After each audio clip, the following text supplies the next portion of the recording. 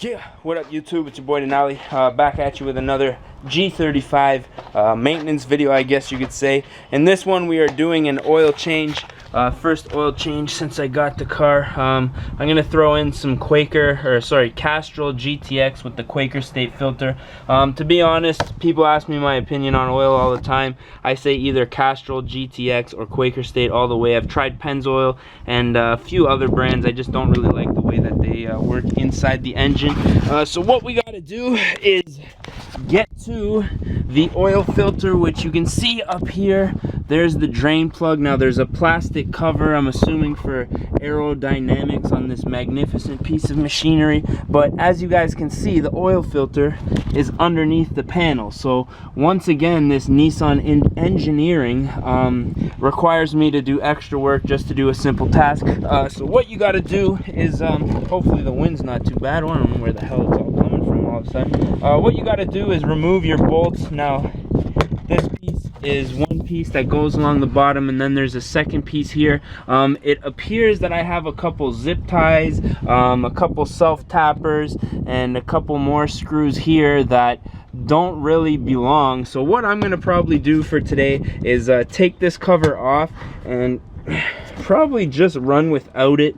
I've been getting a lot of rattles when I'm driving, so I'm hoping taking this off might be able to solve some of those issues I'm having. But yeah, there's just a plethora of bolts going all the way around here. You like that word, don't you? So take all those bolts off, remove this cover. If you're not doing a filter change, then the drain plug is right there, easily accessible. But since I want to change the oil filter, this plastic cover has to come off. So we're gonna go ahead and do that, and when we have it off, we're gonna get back to you. Okay, so these are all the bolts and screws that we're holding on this giant piece of plastic. Now there's a couple, some metal on here. I'm hoping this could be part of our rattling issues. So what I'm gonna do is leave this on for now. As you can see, it doesn't really help much for the corroding.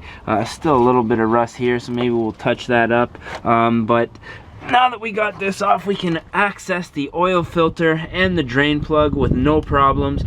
So I'm gonna probably leave this off because, like I said, I was having a little bit of rattling. So I'm gonna see if there's any kind of heat shields back there that may be causing me this issue. So we're gonna go ahead, grab our oil pan, drain everything into there, and yeah, that's pretty much it. So if you guys are planning on doing an oil change, I would be prepared to have to take off that giant panel, unless yours is already off. Now I didn't run one on my Altima and I never had any issues, so yeah, we're just gonna leave it off for the time being. Now if I get to the track and I feel like there's just too much drag, maybe I'll put it back on, but onward we go. Alrighty, so we just got finished draining the oil into our little catch basin here. So now what I'm gonna do is move on over to the filter. Now I'm really trying hard not to get any oil on the driveway. It's a little windy, so weren't 100% successful. Yeah, now what we're gonna do is just pull off this oil filter. It looks like an oil cooler line is running from it, but that's neither here nor there. So we're gonna go ahead, pull this thing off, get our new filter on, and fill this beast up. Now, I should have known that, something like this was gonna happen. Now, if you look inside of this filter, it doesn't really look like the filter was changed the last oil change. When I bought the car, they said they did a full synthetic oil change, but judging by how big of a pain in the ass it was to get that shield off, I wouldn't be surprised if they just did an oil change and left the filter. But the filter's out right now. We're gonna get our brand new Quaker State in here as usual. Open up your hood. It's freaking super windy out here, man. Hopefully this is coming through good for you guys. We got my sister cleaning beside me. We got the garbage man coming down the street behind me. But we're just gonna proceed, man, because that's what we do over here. YouTube.com/Denali.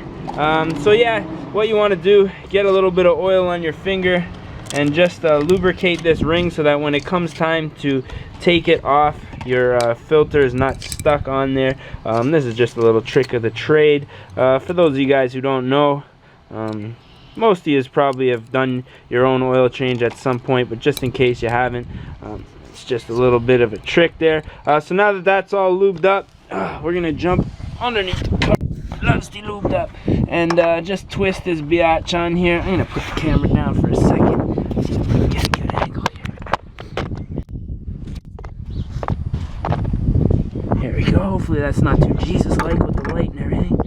Yeah, so just twist that beast on there and hand tighten. Once it gets to here, just give her one nice tighten like that. Grab your wrench as well. Just make sure that you're all tightened up there. And wrong way. There we go. And yeah, man. Once everything's done, I gotta find my funnel. I don't know where it is. We're gonna throw 5 liters, a whole 5 liters inside of here now. For the Ultima, it was 4.5, but with the filter change on this specific VQ, 5 liters, man. So we're gonna go ahead, put that in there, and we're gonna remove a few more plastic shields, and yeah, we should be good to go, man.